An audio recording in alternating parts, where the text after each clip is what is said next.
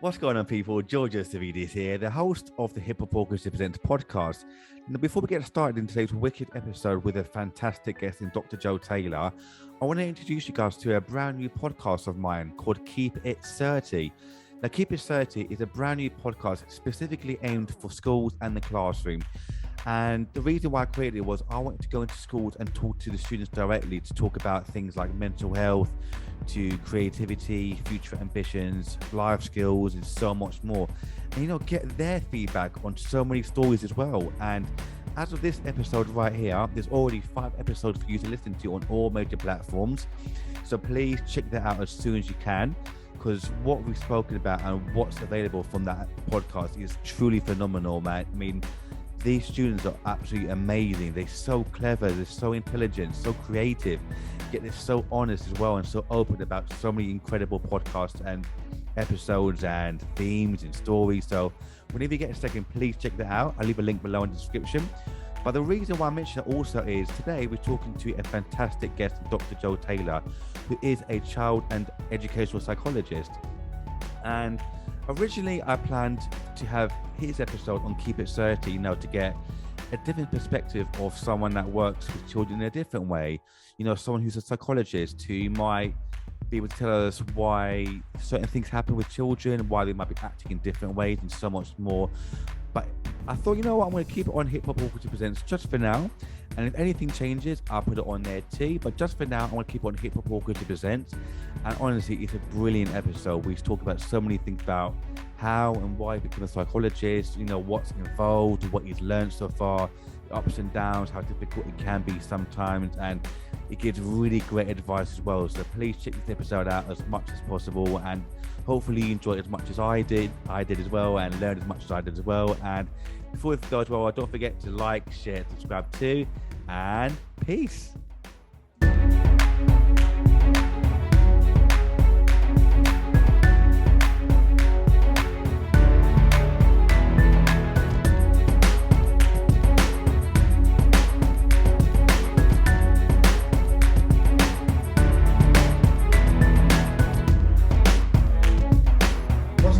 Welcome to another brand new episode of the podcast, and today we're joined by another amazing guest today, child and educational psychologist, Dr. Joe Taylor. How are you doing today? You okay? I'm really good. Thanks so much for having me on. I've been watching It Certi grow, and I'm really excited to be here. It's an absolute pleasure having you on, and thank you. Obviously, for the podcast, thank you so much for sharing, and your amazing comments really mean so much to me. Thank you. Yeah, it's all good. I think that podcasting is a really cool space because it allows anyone with a camera and a mic to share content. And so, it's a really powerful way of hearing lots of different voices. So yeah, I'm here for it. I'm looking forward to the conversation that we have today. Yeah, me too. I know that talk about conversation. I know you did your own. I think you did the Sizzle podcast a little while back, didn't you? Yeah. So the Sizzle podcast is, I suppose, long form conversations. So I get about an hour, and I talk with all sorts of people and try and bring a psychological lens to it. It's funny you mention it because there have been no episodes released for a while, but I'm just finishing up a second series, which feels very exciting. Oh, that's brilliant. How many have you done? Many more episodes for the second season, or it's just like literally just 1 or 2 just for now, and then build up as you go along? So, well, it all kind of evolved. So when I first started the Sizzle, I was releasing an episode a week, and that felt really exciting. And then it became an episode a month, and then I found that actually I wanted to rethink the format, and so the second series will be quite small, so maybe 5 episodes. Oh wow! Okay. And then I really like the idea of having themes for the series moving forward. So I'm gonna change my approach from kind of dropping episodes one by one to doing series with themes. So I'm looking forward to kind of seeing how it is received by everyone. That's brilliant. And what's your theme for the second season? Have you decided on the whole theme yet so far? Well, you must have done. So I think well, this is like an exclusive. It's an exclusive for Keep It Certi. So I guess it's the theme is going to be something around voices that need to be heard, or things that we don't often talk about. So there are some really amazing conversations that explore topics like hope, things like the Gypsy Roma traveler communities and the experience that they have in England, teaching as a impossible profession, things that we might kind of encounter on a day-to-day, but we don't really talk about. So yeah, it's similar to previous episodes of the Sizzle in the sense that there's a real range of guests, and it's been such a delight kind of going back over the episodes and hearing those conversations again. That's brilliant, because I've been seeing a lot actually on my podcast that it's like therapy in a way, where you just talk about things like you just mentioned, about things that people might not always talk about all the time. I mean, even for yourself, like being a psychologist, do you feel that the same sort of way, that you feel like you're getting things off your chest and you feel so much better for afterwards?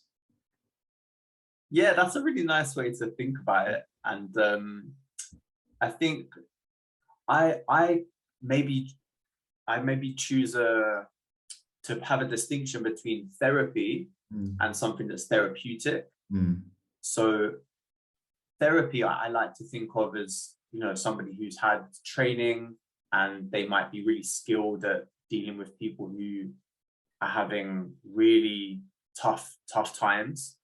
But I think that anything can be therapeutic, so if we imagine like a walk in the park or looking at a really pretty sunset, I think that can be therapeutic.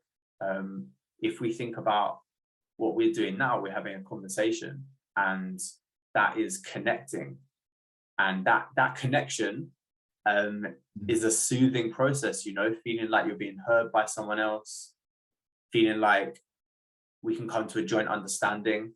That is something that I would describe as therapeutic. And it's interesting that you describe it like that, because I think that sometimes we can overlook the power of these small everyday moments that can be therapeutic. Exactly, yeah.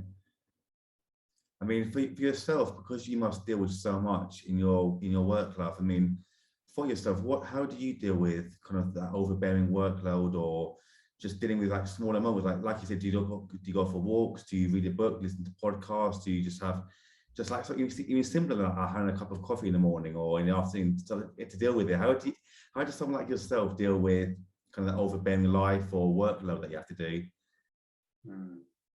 Yeah, I think there are a few different layers to it. So there's stuff that I can do alone. So I like getting up early, and what that means is that I have time to do something for me before I start my day. Yeah. So I like to drink a coffee and to read. That's something that when I start my day and I'm talking to people or dealing with emails, I feel like I've already done something that's nourishing for me. Yeah. So that makes me feel really like topped up before I start. I'm also a boxer. So really? Oh wow, God. I think that's something that is beneficial on so many levels. So the physical exertion I find very therapeutic, but also we talked about the way that connection can be therapeutic, and having people who you train with that you trust, that you do difficult things together in terms of the training and sparring. It's that's something that I find really nourishing as well. So like those are kind of things that I can do alone or with other people. But there's also like making sure that I bring other people into the process. So, you know, we talk a lot about self-care, you know, and so I see newspaper articles or people tweeting about self-care, and it's a really powerful idea, right? That we should be doing stuff to look after ourselves. Like I think that's a really good thing, but I also recognize that sometimes there are days when it's hard to do. And, you know, I can remember times when I know going for a run is something I love. You know, I don't have to force myself to go for a run. I really enjoy it. I know I'll feel great after my run, but I've had a long day. Maybe I didn't plan my meals right and I feel a bit hungry and it's dark outside. And so I don't go for my run because I didn't have the resources to do what I needed to do in that moment. So I really like the idea of collective care or communal care, like having other people around you that can be part of that process. And so I also think that when it comes to dealing with systems that involve high workload or intense emotions, that we also bring other people into the into the practice of looking after ourselves. So, you know, a specific example of that might be on a Wednesday, I would really love if you text me just to say, I've got 5 minutes now if you want to tell me about your day. So like suddenly it's not on me to reach out to you. You're going to text me on that Wednesday. Or it might be, okay, I know you like reading and I like reading. So on a Friday after work, can you send me a voice note of, you know, something about the book that you're reading at the moment? Because I'm going to find that really connecting. So, you know, it's really simple day-to-day stuff that you can do that has other people initiating or bringing you into stuff that you know is going to be facilitating your well-being. I love that.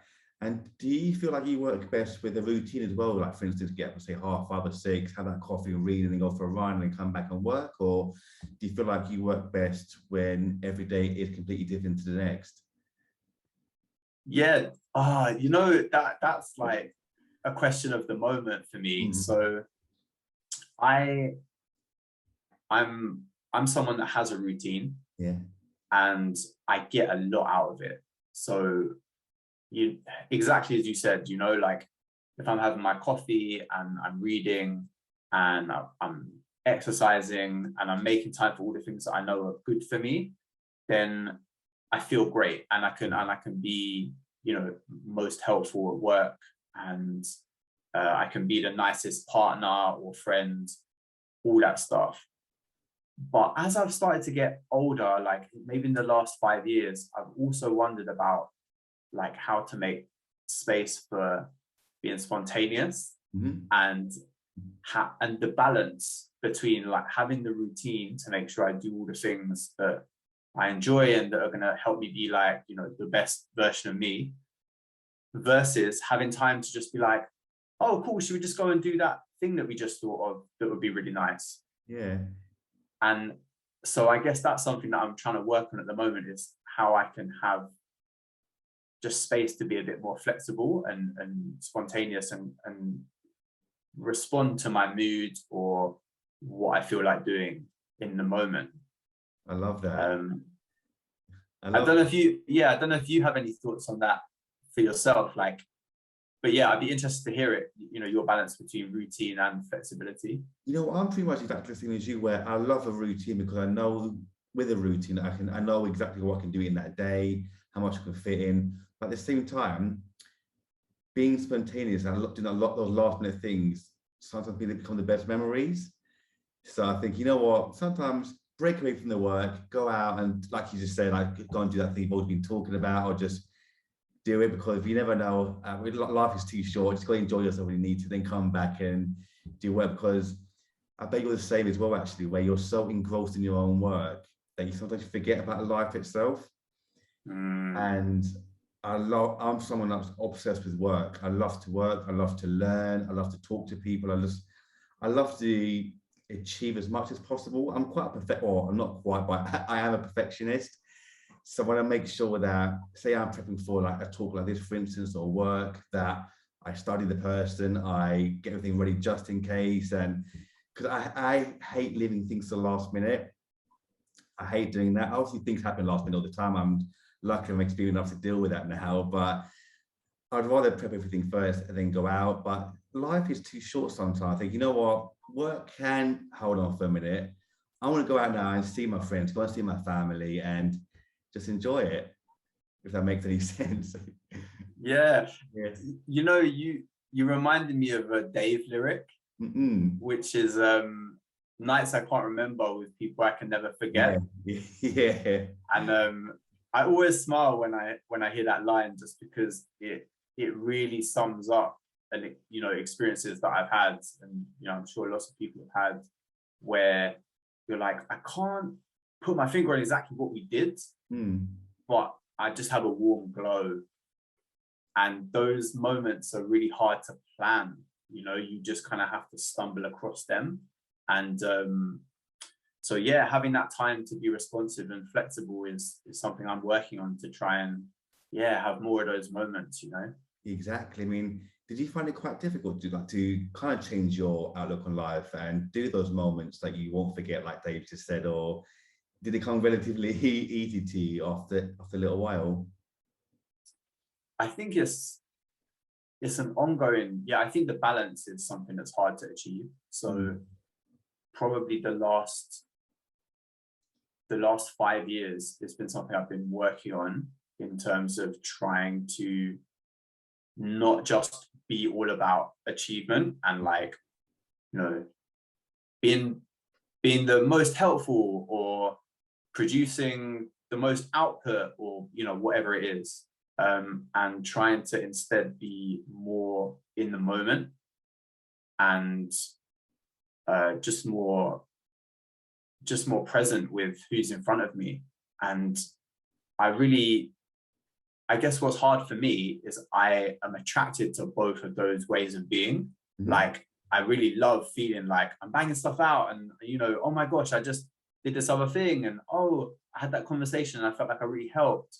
And I also love being with someone that I care about, and just, you know, like, just listening to them and not thinking about anything else.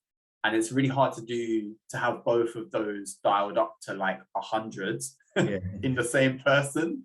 So it's something that I feel like I'm going to probably be constantly trying to rebalance. I love that.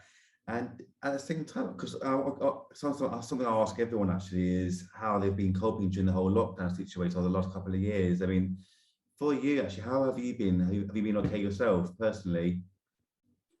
Yeah, it's a really nice question to ask people. And it's something that I suppose, like, on a health level, most people I know have been all right, you know, and that's something I'm really glad about. And I think, you know, we can't take that for granted. I think something that helped in terms of mental health and just navigating the unknowns, like the world of, you know, the world that was different, was trying to create new routines and rituals. So, like, you know, when you aren't traveling to work anymore, or your work looks different, or you can't do any of the things that used to bring you life and nourish you, then what?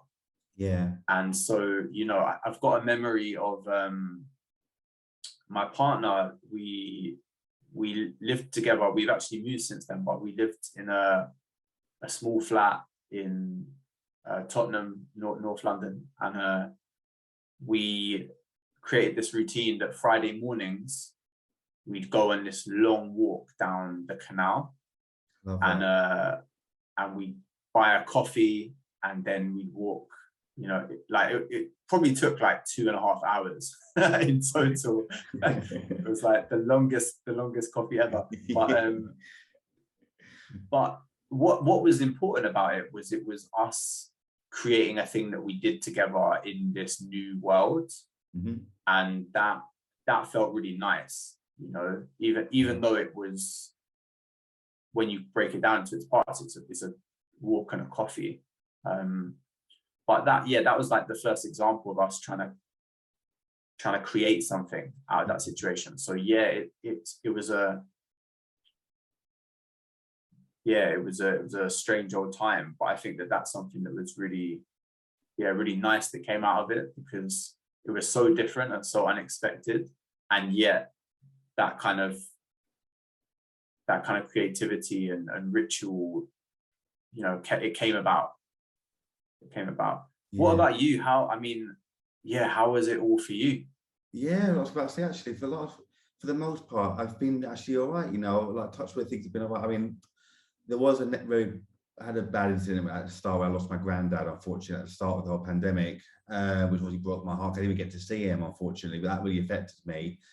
And I think because of that as well, and basically the whole world went on shutdown, basically. Luckily, I was working as a teacher, so in 2 different schools, so that kept my mind sane and focused on something as well. And it changed my whole outlook on life as well. I mean, I still run the Hip Hop Orchestra as we talk, actually, but at the same time, I kind of lost my love for doing that, if that makes sense. So it's basically changed my whole outlook on life, like what's important to me, what do I love now, what do I want to focus on. And this is a big reason why I came up with the idea of Keep It Certi in the first place, actually, because I started, my first main podcast was called the Hip Hop Orchestra Presents, which is like an extension of my orchestra. And I started that January of last year, actually, literally just before the pandemic hit. And I started that because, obviously, I adore the orchestra that I run. I adore it. I've lost a lot of love for it, unfortunately, recently because of the COVID, but still obviously love it. But the reason why I started the podcast was to kind of share stories of behind the scenes moments of how I deal with the orchestra, what my roles are, what we all do, share behind the scenes moments, the ups and downs, because I love sharing stories. I love stories. I love sharing them too. And I would always get a lot of the same sort of questions, like, how did you start? Why did you start it? What were your favorite moments? You know what?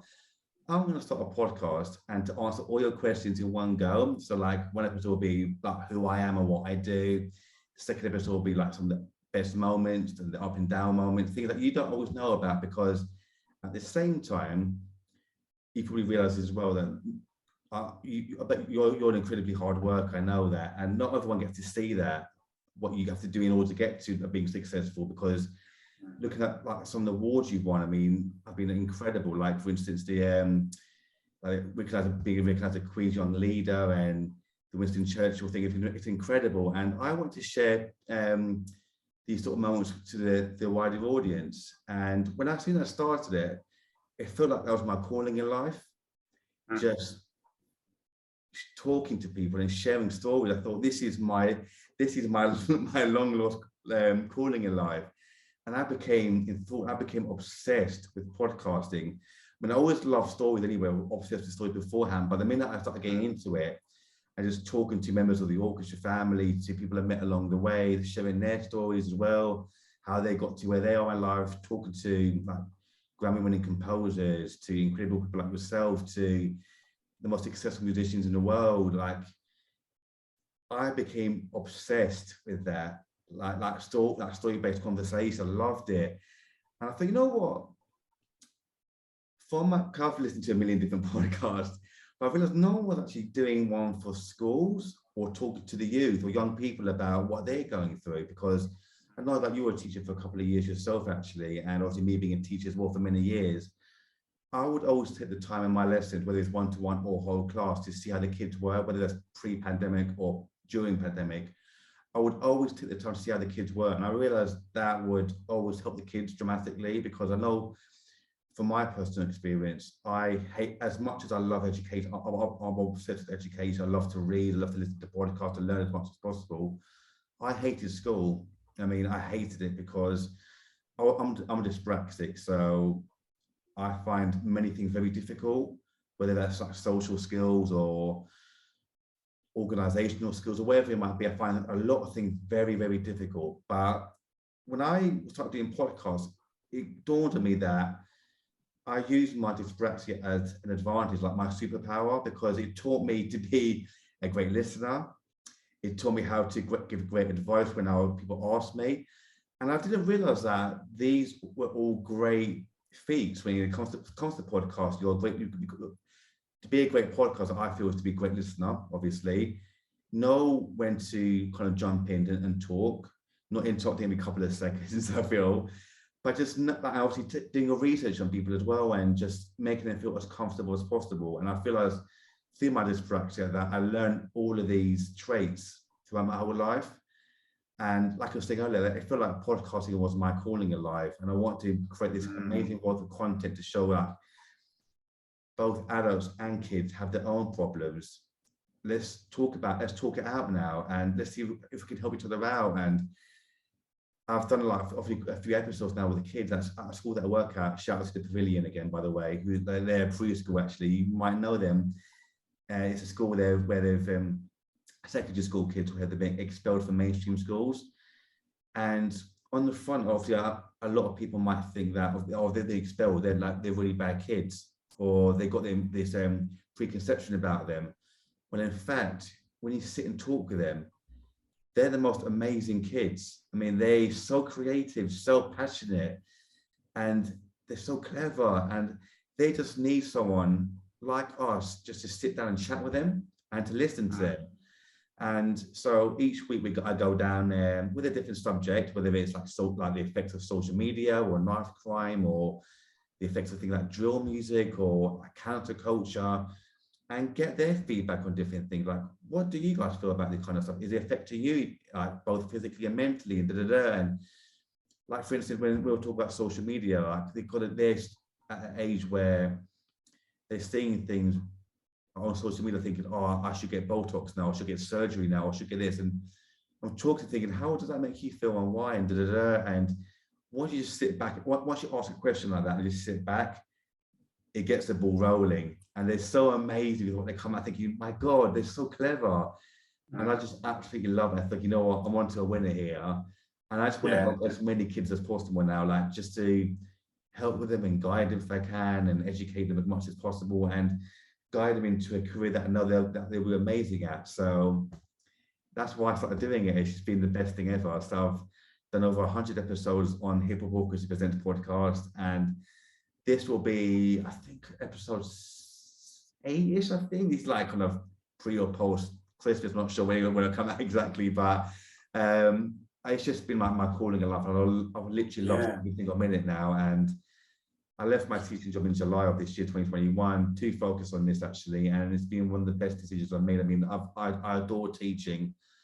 But it's just, I felt like sometimes school life, whether you're both a teacher and a student, it kind of compresses the way you kind of work, the way you learn, and the way you teach as well. Because obviously, as we all know, everyone learns in a different way.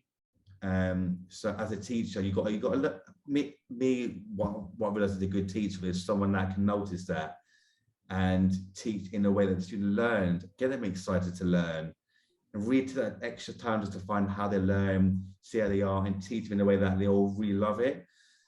And I realized that because my way of teaching is it's very modern, it's very fun, it's very exciting. I get the kids really hyped up and wanting to learn. But schools didn't always appreciate that. You're like, you must teach this way, or you're not a good teacher. I'm thinking, what the hell are you talking about? The kids are loving it and they're doing so well with me. What's wrong with my way of teaching? It's like telling Ronaldo, who scores like 100 goals a year, you're a crap footballer, by the way, because you didn't score my way. Like it's like, that's really interesting. Yeah, that's. I suppose it's a tricky one, isn't it? When you have a clash of culture between how a teacher wants to teach and how a school imagines learning to be.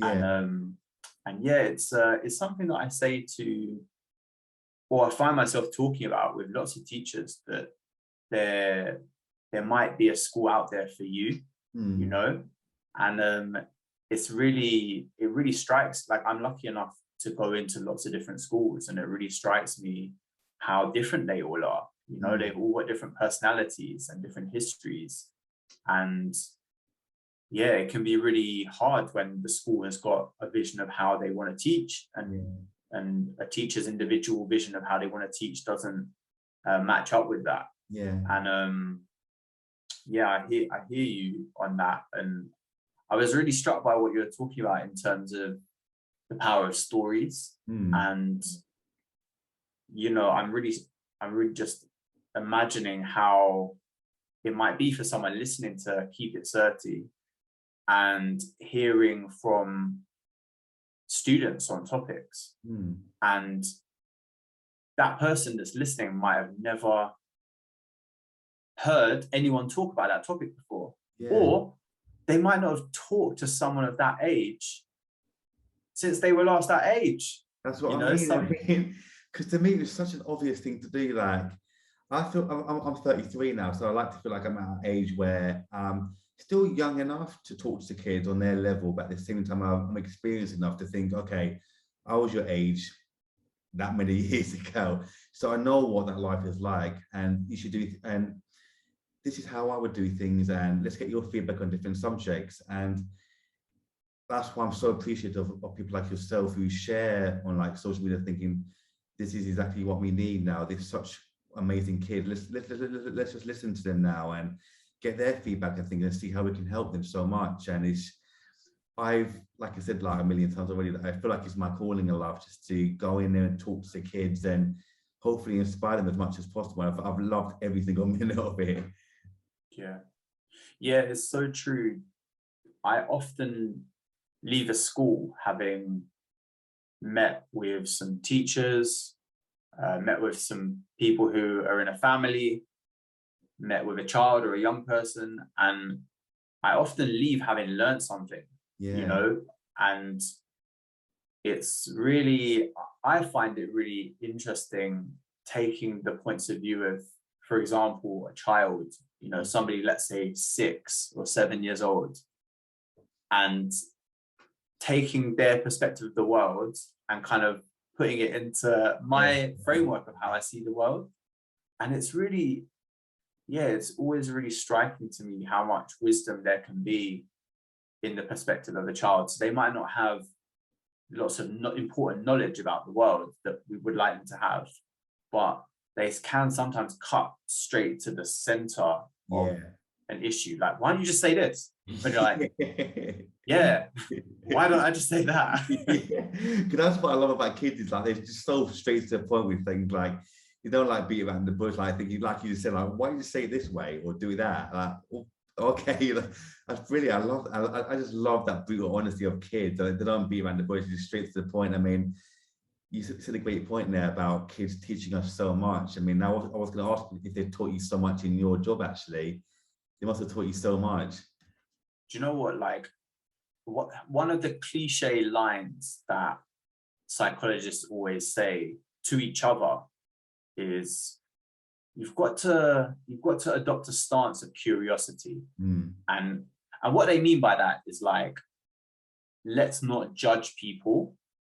Let's try and understand their point of view of the world, and let's try and center that in the work, right? So, you know, I meet someone who's totally different from me, and my aim is to try and understand not my view of them, but their view of the situation, and to try and put it through as little of a filter from me as possible. So, like, let me understand how you view school and how you view your family, and then that's a great foundation for us to try and create a plan together about how to try and make things better.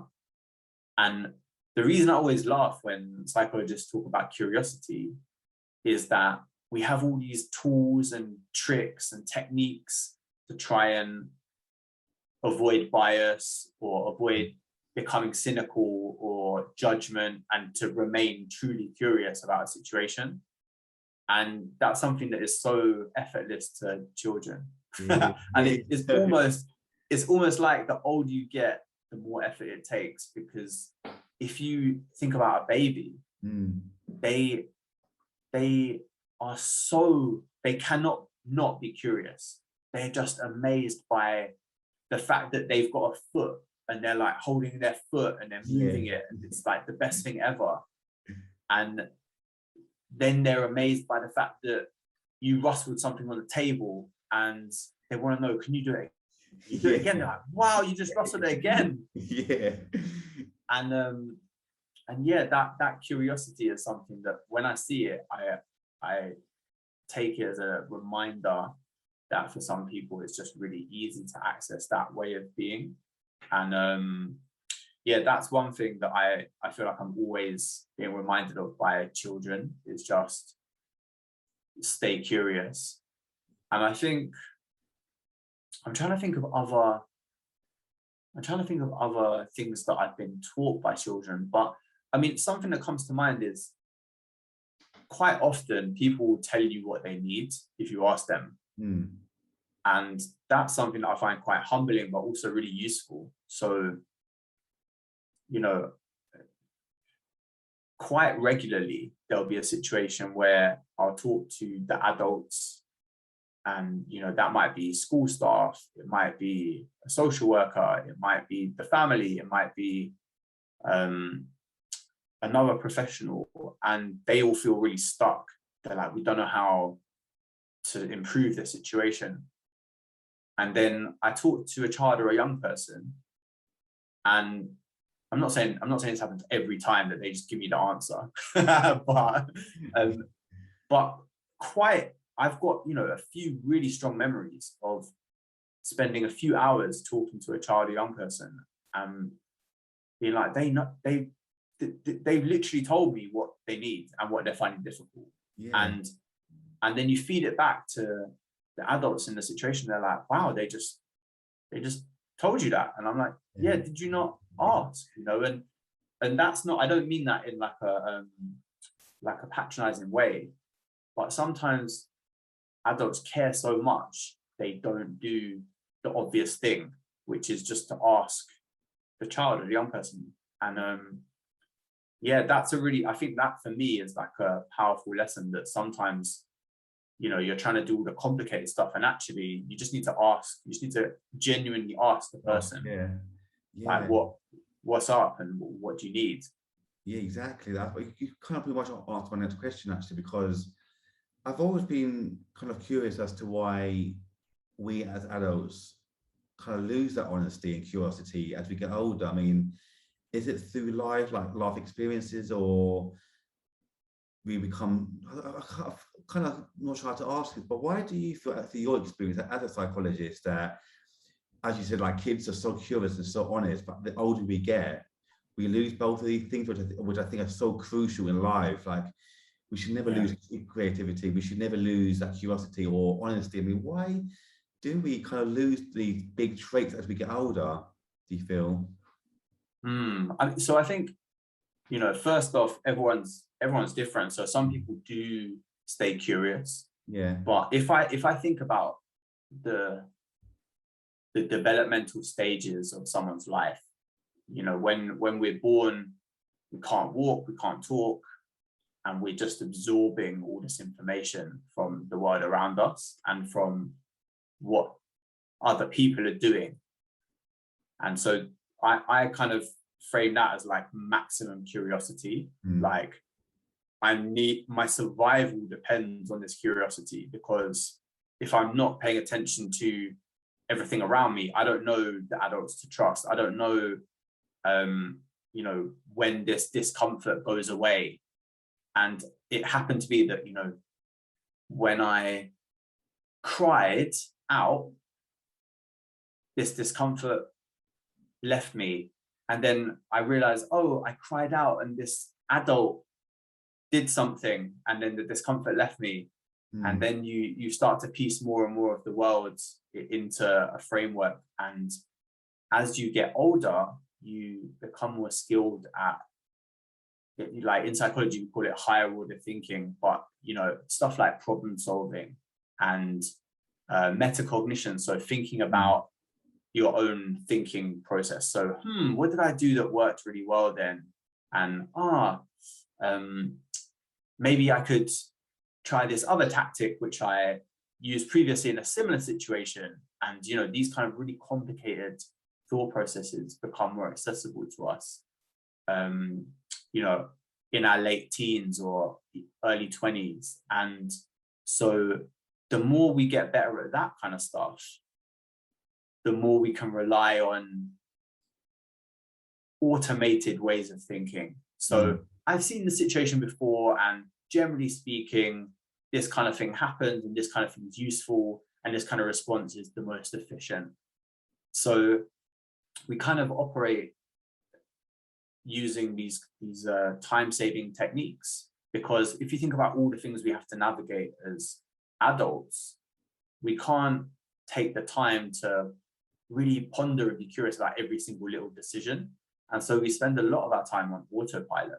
Like, okay, I got an email similar to that last week and I replied a little bit like this and it kind of seemed to work. I bumped into someone in the street and they kind of asked me this thing and I responded in this way and it kind of seemed to work. So as we get more skilled at analyzing the situations around us and responding in an automatic way, or like the most efficient way, I think we can become less in the moment. And that detachment from the present means that it's harder to be curious. That's kind of like a bit of my understanding of child development mixed in with my kind of rough thoughts on being in the moment and like heuristics. So these kind of use of rules of best fit as a time-saving device. I love that. And I know if you guys see, so I won't give you much longer. I've got a million more questions, but I want to actually find out what got you actually curious into becoming a child and educational psychologist yourself. What drew you into that world? Yeah, that's I like that question. So, I mean, the first thing is my mum has to get the shout out. So you can probably see behind me the bookcase. I can, yeah. And a lot of those books used to belong to my mum, so I inherited them from her. And my mum started out her life as a midwife and then trained to be a psychotherapist. And that was in a time when uni was free and like you got paid to go, and you got like a little bursary. So yeah, my mom was lucky enough to do that. And so I was raised with these ideas like as a child. So I would be like in primary school talking about Freud and stuff like that, and like I'm genuinely was really lucky to have those ideas around at that time. And then I went to university and I studied psychology, and I felt like I learned just enough to be really critical about what my mum used to kind of discuss with me. And like props to her as well, because she didn't school me when she could have done. And she heard me out. She was like, okay, these are your views now. And then I trained to be a teacher, and I forgot all about psychology. And I think that if I'd have stayed being a teacher for longer, I probably would have come back around to it. But I was so in the moment of trying to learn how to be a good teacher, I interestingly put psychology to one side, even though we could argue it's a really important tool. But anyway, that was me at the time. I did. And then I left the classroom almost by accident because my appendix burst. So I basically found myself out of contract at the school I was working at. And at the same time, I was working on a few ideas of social and kind of social entrepreneurial ideas that I thought could help education. And got some funding, and that was like, wow, it's amazing. I think this could be really helpful when I've got the money. And I was working with a good friend of mine at the time, and it just seemed like this is a really great thing to do. And actually, after a couple of years, we were both not quite sure that what we were working on was actually that helpful. And so I applied to train as an educational psychologist. And at that point, I honestly applied like on a whim. I thought, oh, this could be cool. And in the end, I got offered an interview by one of the universities, and that happened just as I got some more funding for this idea I was working with my friend. So I emailed them really politely, like, listen, you've really honored me with this interview, but I got some funding and I just feel like I have to commit to this thing. And I found over the next year, I regretted it. I really regretted it. And there was something about what I imagined the experience to be that I was missing. And so I applied again, and was lucky enough to get a place. And it was the best decision I've made, because it's this perfect combination of being applicable, so taking lots of theory and lots of useful practice and using it with children and families and organizations. And there's all of that piece, which I love, but there's also this research piece and the fact that I have to stay up to date with theory. And I really love that component of it as well. And so it's this really wonderful mix of lots of things that I think are really useful, but also really enjoy. And one last thing on that, though, is it's funny because when I was a teacher, I didn't actually know anything about child and educational psychologists. I don't even know if I knew they existed. And so I think that it's really important to talk about the role, because, you know, I studied psychology at university and didn't know that was a possible thing I could have done. And so, yeah, whenever I get the chance to talk about it publicly, I always say, you know, please, if you're interested in children, you're interested in psychology, look it up, because it can be a really amazing way of contributing, and it can be really interesting and fulfilling as well. Yeah, and that is the most perfect way to end the podcast. And a million more questions, but I would love to finish on like a very positive, inspirational message. And before we go, I want to say thank you so much for everything with the work you do, and taking time to be part of the podcast. It really means a lot. So thank you so much for that, for everything, Joe. Thank you.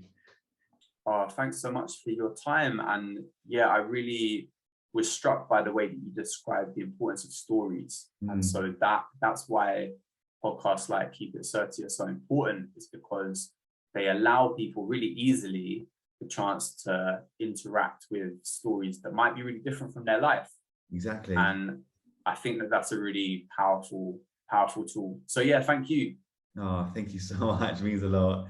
Thank you. And one more thing, actually, how can people find you online, just in case? Yes, so you can go to my website, which is www.drjoetaylor.com, or you can find me on Twitter. This is where I'm most active, which is at JGE Taylor. So lovely.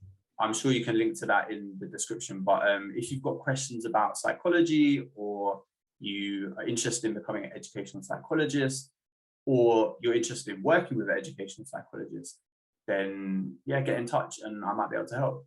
Brilliant. Thank you so much. And that's the end of the episode, everyone. Take care. Bye-bye.